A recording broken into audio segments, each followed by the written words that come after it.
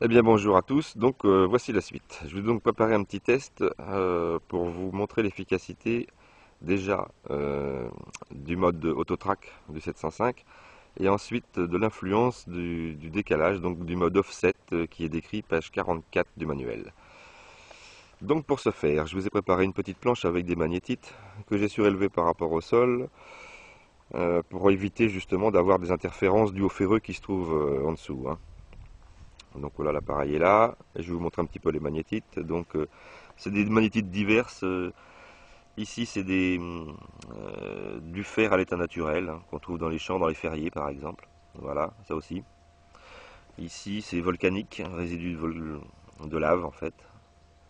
Assez lourde, hein, qui contient quand même pas mal de métaux. Ici c'est des scories de fonderie qui viennent d'un four à verre antique.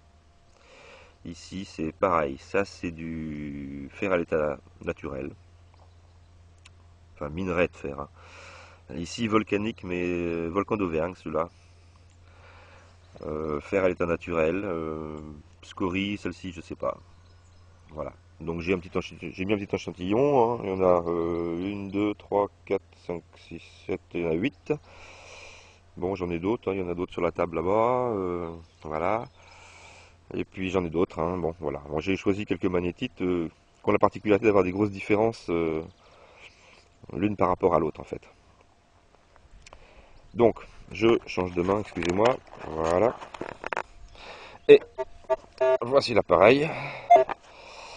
Donc, allumé, bien sûr. Je l'ai mis en tout métaux. Donc, aucune barre de disque en bas pour accepter tout. Et je lui ai mis les effets de sol en mode manuel avec zéro d'effet de sol. C'est-à-dire là où l'appareil est le moins sensible. Normalement. Je dis bien normalement le moins sensible. Ça monte jusqu'à 90. Et à savoir que plus le chiffre est élevé, plus l'appareil devient sensible.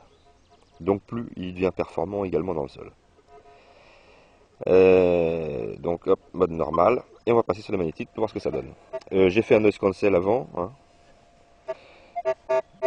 comme il faut toujours faire à chaque fois. Voilà. Donc, ne prends pas, ne prends pas. Un léger petit son. Pareil sur celle-ci. Pareil sur celle-ci. Celle-ci la prend pas mal. Celle-ci aussi. Celle-ci aussi. Alors que l'appareil, en fait, hein, est bien réglé à zéro d'effet de sol. Voilà. Donc, je me suis remis en mode prospection normale.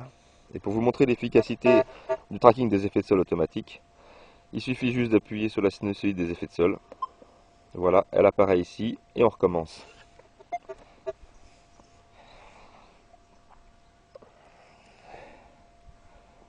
Voilà, pas de son, pas de son, pas de son,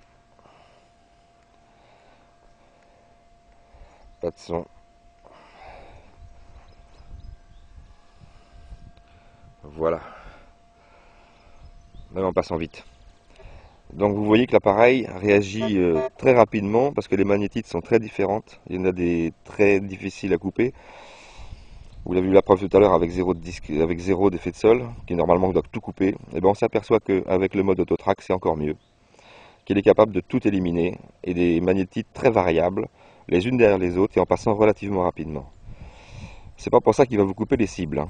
Ne vous inquiétez pas pour ça. Il va encore être très bon sur les cibles.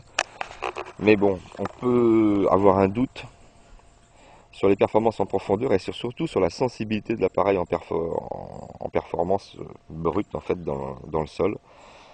Parce qu'une petite cible type paillettes, orpaillage, petite cible métallique en mauvais conducteur par exemple, pourrait être prise justement pour un effet de sol et l'appareil pourrait l'annuler. Alors chez Minelab, ils nous ont fait un petit programme qui est génialissime, qu'on trouve très peu d'ailleurs sur bon nombre d'appareils. Ce qui fait la différence avec beaucoup d'appareils d'ailleurs, c'est que vous avez un mode qui s'appelle le Tracking Ground Balance Offset. Pour ce faire, donc là, je suis en mode tracking automatique. Donc il faut absolument être en mode tracking automatique, ça ne marche pas dans les autres modes. et vous allez appuyer sur effet de sol et accepte G. Hop, et hop. Et vous voyez un chiffre apparaître. Ici ça clignote, hop, voilà, vous avez 0. À savoir que ce chiffre-là, vous allez pouvoir le baisser, moins 15, ou l'augmenter à plus 15.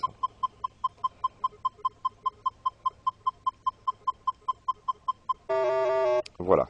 Donc là, je suis plus 15. C'est-à-dire que l'appareil, tout à l'heure, était à 0. Donc je remets prospection, voilà. Tout à l'heure, l'appareil a été réglé sur un offset de 0, c'est-à-dire qu'il mesurait réellement la minéralisation des objets. Ici, je lui ai demandé, en lui mettant plus 15 de décalage, de mesurer réellement la magnétite et de rajouter un décalage de 15 en positif. Donc une sensibilité supérieure. Et on va voir comment il réagit maintenant.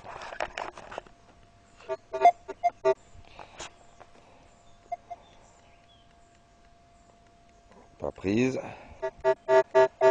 Ah, je prends. Je prends. Je prends. Encore mieux. Encore mieux.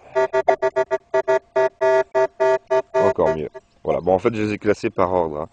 De la plus facile à enlever ici, à la plus difficile à couper ici. Bon, il y a pire que celle-ci, hein. Si j'ai le temps, je vous montrerai une qui est absolument incoupable. Donc vous vous rendez bien compte avec ce réglage, ici, voilà, donc mon plus 15, et ben, si je tombe sur des magnétites comme j'ai ici, en terre, je vais les prendre. Par contre, elles ont un son qui est particulier, d'abord on les prend pas très loin, et en plus le son est quand même particulier, c'est pas un son pétant, vif et sec, c'est un son plutôt traînant et plutôt double. Donc avec l'habitude on arrive à les reconnaître. Donc je vous conseille grandement de travailler avec le mode sinusoïde, donc auto-track, et de lui induire un décalage avec le mode offset ici, et de lui induire un décalage, généralement positif, pour lui donner de la sensibilité. Donc on ne joue pas sur la puissance de l'appareil à l'état pur, c'est-à-dire qu'on n'envoie pas plus de courant dans le disque, mais par contre on améliore quelque part sa réception. L'appareil analyse mieux la réception et est plus sensible aux moindres variations en fait, voilà. Donc en fait c'est un gain de puissance, hein. Et l'appareil est plus sensible, il va d'abord mieux pénétrer le sol et signaler des objets qui vont être beaucoup plus douteux, mais principalement sur des petites cibles. On va gagner beaucoup. Pour vous donner un ordre d'exemple, mais ça on fera des tests demain en vidéo dans un bois, donc avec Maigret 24 et Baxi.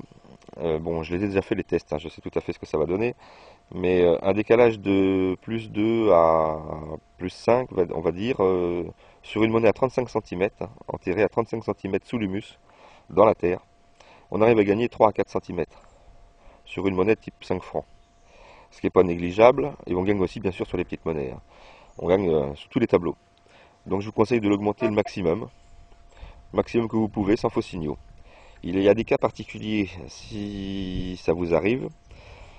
Si vous mettez par exemple plus 2, plus 3, plus 5, toujours stable, plus 10, toujours stable, plus 15, toujours stable, et bien là, on peut faire autre chose. C'est-à-dire que comme l'appareil induit un décalage que de plus 15 en mode automatique, on peut très bien couper le mode automatique. Donc, hop, ici je l'enlève. Je repasse en effet de sol. Par exemple, là j'avais 23 avec mon plus 15. Et ben je vais continuer. J'augmente.